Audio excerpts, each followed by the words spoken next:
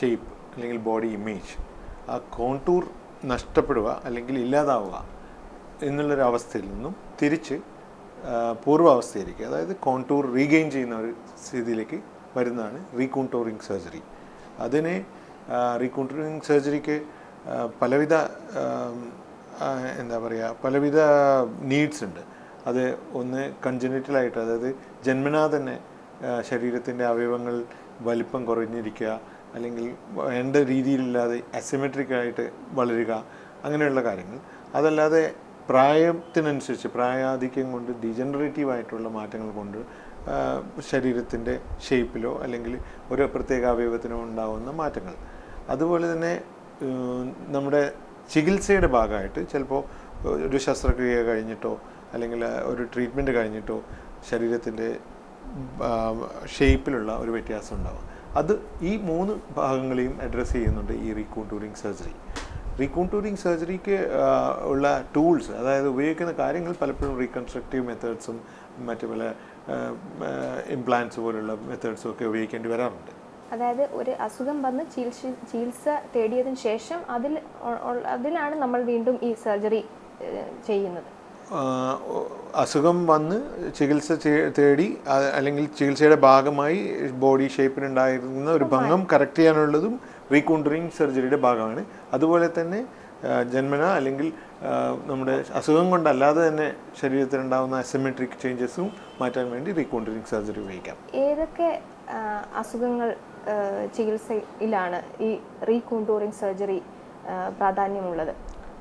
ഞാൻ പേരിൽ പറഞ്ഞതുപോലെ തന്നെ ബോഡിയുടെ ഷേപ്പ് ആണ് ഇതിൽ നമ്മൾ റീഗെയിൻ ചെയ്യുന്നത്. ബോഡിയുടെ ഫങ്ഷൻ അല്ല, മെയിൻലി ബോഡി ഷേപ്പ് റീഗെയിൻ ചെയ്യാനുള്ള സർജറിയാണ്. അതുകൊണ്ട് തന്നെ സ്ത്രീകളുടെ കാര്യം എടുക്കുകയാണെങ്കിൽ മിക്കവാറും ബ്രസ്റ്റ് സ്ഥാനത്തിലുള്ള സർജറികളോ അല്ലെങ്കിൽ ഷേപ്പിലുള്ള വ്യത്യാസങ്ങളോ കൊണ്ട് അത് തിരിച്ചെടുക്കാൻ വേണ്ടിയിട്ടാണ് പലപ്പോഴും റീകോണ്ടൂറിങ് സർജറി ഒന്നാമതായി ഉപയോഗിക്കുന്നത്. അതുപോലെ തന്നെ നമ്മുടെ കേരളത്തിലുള്ള സ്ത്രീകളുടെ ശരീരപ്രകൃതി നോക്കിയാൽ അറിയാം, ഒരു മധ്യവയസ്സോടുകൂടി മിക്കവാറും അവരുടെ ശരീരത്തിൻ്റെ ഷേപ്പ് നഷ്ടപ്പെട്ട് ബോഡിയിൽ ഫാറ്റ് അടിഞ്ഞു കൂടുന്നതായിട്ടും കൊഴുപ്പ് കൂടി വരുന്നതായിട്ടും വയറ് ചാടുന്നതായിട്ടൊക്കെ കാണും.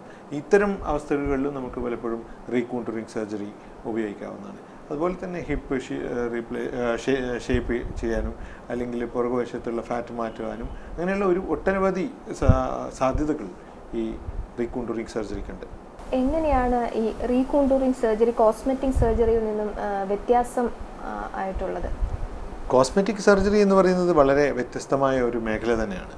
കോസ്മെറ്റിക് സർജറിയിൽ പലപ്പോഴും ഒരു നോർമലായിട്ടുള്ള ഷേപ്പുള്ള അല്ലെങ്കിൽ നോർമലായിട്ടുള്ള ലുക്കുള്ള ഒരാൾ അദ്ദേഹത്തിൻ്റെ അല്ലെങ്കിൽ അവരുടെ ഷേപ്പ് ഒന്നുകൂടി എൻഹാൻസ് ചെയ്യാൻ വേണ്ടി, ഒന്നുകൂടി അപ്പീലിംഗ് ആക്കാൻ വേണ്ടി അതിന് പലതരം ആവശ്യങ്ങളുണ്ടാകും. ചിലപ്പോൾ സിനിമ ഫീൽഡിലുള്ള ആൾക്കാരായിരിക്കാം, ചിലപ്പോൾ മോഡലിംഗ് രംഗത്ത് പ്രവർത്തിക്കുന്നവരായിരിക്കാം, ചിലപ്പോൾ ഓഫീസിൽ പോകുന്ന ആൾക്കാരായിരിക്കാം, ചിലപ്പോൾ വെറും വീട്ടമ്മ ആവാം. പക്ഷേ അവർക്ക് അത് ഒന്നുകൂടി എൻഹാൻസ് ചെയ്യണം. ഉദാഹരണമായിട്ട് മൂക്കിൻ്റെ ഒരു ഷേപ്പ് പോരെന്ന് തോന്നുന്നു, അത് ഒന്ന് എൻഹാൻസ് ചെയ്യാൻ വേണ്ടി റൈനോപ്ലാസ്റ്റി പോലുള്ള ഓപ്പറേഷൻ എടുക്കുക. കണ്ണിൻ്റെ നിറം, ലെൻസിൻ്റെ നിറം മാറ്റുക, അങ്ങനെയുള്ളതാണ് കോസ്മെറ്റിക് സർജറി എന്ന് മെയിനായിട്ടും നമ്മൾ ഉദ്ദേശിക്കുന്നത്. പക്ഷേ ഇവിടെ റീകോണ്ടൂറിങ് സർജറി എന്ന് പറയുമ്പോൾ പലപ്പോഴും അതിൽ പരം അവിടെ ഒരു ഡിഫക്റ്റ്, ബോഡി ഡിഫക്റ്റ് ഉണ്ട്, ഒരു പ്രോബ്ലം ഉണ്ട്. ആ പ്രോബ്ലം കറക്റ്റ് ചെയ്യാൻ വേണ്ടിയിട്ടാണ് നമ്മൾ റീകോണ്ടൂറിങ് സർജറി ഉപയോഗിക്കുന്നത്.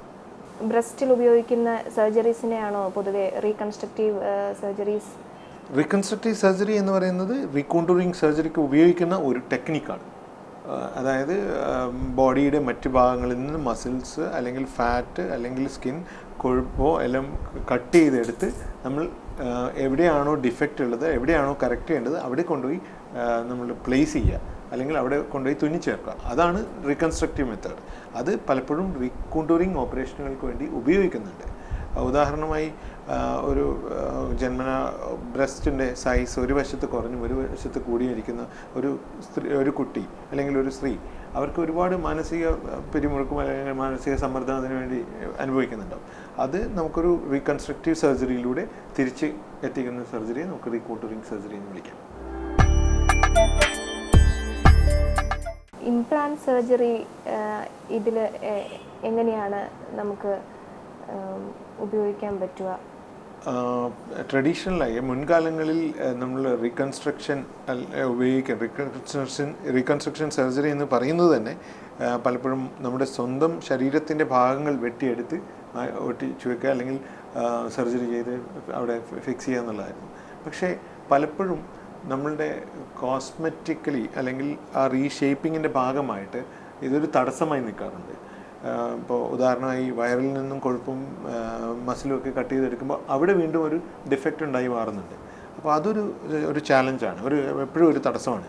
അപ്പോൾ അതിനെ ഓവർകം ചെയ്യാനാണ് ഇംപ്ലാന്റ് പോലുള്ള കാര്യങ്ങൾ ഈ റീകോണ്ടൂറിങ് സർജറി അല്ലെങ്കിൽ റീകൺസ്ട്രക്റ്റീവ് സർജറിയിലേക്ക് വരുന്നത്.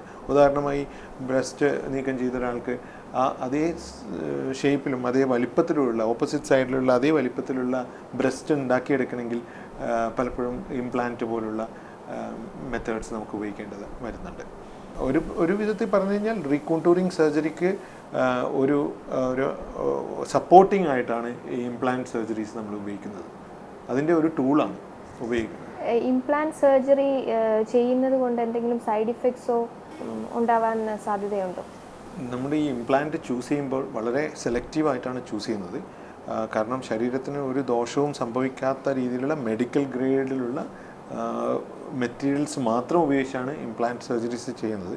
അത് തന്നെ മിക്കപ്പോഴും നമ്മൾ ഉപയോഗിക്കുന്ന ഇംപ്ലാന്റുകൾ അമേരിക്കയിലോ യൂറോപ്പിലോ ഉണ്ടാക്കി ഇറക്കുമതി ചെയ്ത് ഉപയോഗിക്കുന്നതാണ്.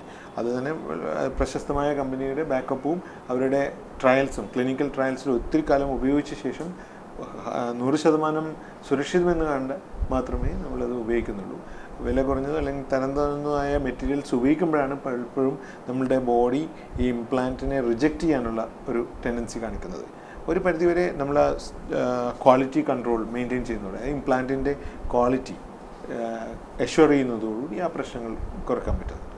ഈ വയറ് ചാടിയ അവസ്ഥ എന്ന് ഡോക്ടർ പറഞ്ഞല്ലോ, വയറിൽ നിന്നുള്ള കൊഴുപ്പെടുക്കുന്നത്. അപ്പം വയറ് ചാടി അത് ഷേപ്പില്ലാതെയായി ആ ഒരു കണ്ടീഷന് എന്താണ് റീകോണ്ടൂറിങ് സർജറി ചെയ്യാൻ? വയറ് ചാടിയിട്ടുള്ള നമ്മുടെ നാട്ടിലൊരു 40 വയസ്സ് കഴിഞ്ഞിട്ടുള്ള അല്ലെങ്കിൽ 35 വയസ്സ് കഴിഞ്ഞിട്ടുള്ള സ്ത്രീകൾ എടുക്കുകയാണെങ്കിൽ പകുതിയിൽ പേർക്കും വയറ് ചാടിയിട്ടോ അല്ലെങ്കിൽ കൊഴുപ്പിൻ്റെ അമിതമായ ഡിപ്പോസിറ്റോ കാണാൻ പറ്റുന്നുണ്ട്. പലപ്പോഴും അത് ഒരു റിക്വയർമെൻ്റ് ആയി വരാത്തത് അവരുടെ വസ്ത്രധാരണ രീതി കൊണ്ട് അവരത് മറച്ചു വെക്കുകയാണ്. അത് പതുക്കെ അത് മാറുകയാണ്. നമ്മുടെ ബോഡി ഇമേജിനെ പറ്റിയിട്ടുള്ള ഒരു കോൺഷ്യസ്നെസ് അല്ലെങ്കിൽ ഒരു അവയർനെസ്, ഒരു ധാരണ മാറിക്കൊണ്ടിരിക്കുകയാണ്. ലോകം പുരോഗമിക്കുന്നതിനനുസരിച്ച് കേരളത്തിലും ആ മാറ്റങ്ങൾ കാണുന്നുണ്ട്.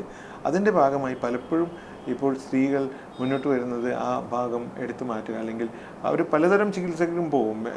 മാഗ്നറ്റ് ചികിത്സ, അതുപോലെ സ്ലിമ്മിങ് എക്സസൈസ്, അങ്ങനെയൊക്കെ ചെയ്യും. പലപ്പോഴും അതൊക്കെ പറ്റുന്നതെന്ന് വെച്ചാൽ സ്ലിമ്മിങ് എക്സസൈസുകളും മറ്റുമൊക്കെ ഫെയിലാവുന്നത് ശരീരത്തിലെ ഏറ്റവും റെസിസ്റ്റൻ്റ് ആയിട്ടുള്ള കൊഴുപ്പാണ് വയറിൽ അടിയുന്ന കൊഴുപ്പ്. കാരണം മറ്റെല്ലാ സ്ഥലത്തുള്ള കൊഴുപ്പുകൾ മൊബിലൈസ് ചെയ്ത് ഇല്ലാതായതിനു ശേഷം മാത്രമേ ഈ വയറിലുള്ള അഡിപ്പോസ് ടിഷ്യൂ, അത് അബ്ഡോമിനൽ ഫാറ്റ് എന്ന് പറയുന്ന കൊഴുപ്പ് മൊബിലൈസ് ചെയ്യപ്പെടുന്നുള്ളൂ. അതുകൊണ്ട് ഏറ്റവും അവസാനം മാത്രമേ ഈ കൊഴുപ്പിനെ നമുക്ക് നീക്കം ചെയ്യാൻ പറ്റുന്നുള്ളൂ. അതുകൊണ്ട് തന്നെ പലപ്പോഴും ഇത്തരം ചികിത്സാ രീതികൾ ഈ കൊഴുപ്പടിയുന്നതിന് ഒരു ഫെയിലറായി മാറുന്നുണ്ട്. അപ്പോഴാണ് ഈ സർജറിയുടെ സാധ്യതകൾ വരുന്നത്. കൊഴുപ്പും ആ ഭാഗത്തുള്ള സ്കിന്നും കൊഴുപ്പടക്കം എടുത്തു മാറ്റി ഒരു പേഷ്യൻറ്റിൻ്റെ പഴയ രീതിയിലുള്ള അല്ലെങ്കിൽ മുന്നേതിന് ഏകദേശം ഈക്വലൻ്റ് ആയിട്ടുള്ള ഒരു ബോഡി ഷേപ്പിലേക്ക് തിരിച്ചു കൊണ്ടുവരിക എന്നുള്ളതാണ് ഈ ഓപ്പറേഷനിലൂടെ ചെയ്യുന്നത്. ലൈപ്പോ ഫില്ലിംഗ്, ലൈപ്പോ സക്ഷൻ എന്ന് പറയുന്ന പ്രൊസീജിയേഴ്സ് ഈ സർജറിയുടെ കൂടെ തന്നെ വരുന്ന പ്രൊസീജിയേഴ്സ് അല്ലേ? അതെ, ഈ ലൈപ്പോ ഫില്ലിംഗ്, ലൈപ്പോ സക്ഷൻ എന്നൊക്കെ പറയുന്നത് ഇതിൻ്റെ ഒരു എക്സ്റ്റൻഷൻ അല്ലെങ്കിൽ ഇതിൻ്റെ ഒരു കണ്ടിന്യൂഷനായി വരുന്ന ഒരു ചികിത്സാ രീതികളാണ്. നമ്മുടെ ശരീരത്തിൽ എവിടെയൊക്കെ ഫാറ്റ് അടിഞ്ഞിട്ടുണ്ടോ ആ ഭാഗത്തുള്ള ഫാറ്റ് റിമൂവ് ചെയ്യുന്നതിനാണ് നമ്മുടെ ലൈപ്പോ സക്ഷൻ എന്ന് പറയുന്ന മെത്തേഡിലൂടെ ചെയ്യുന്നത്.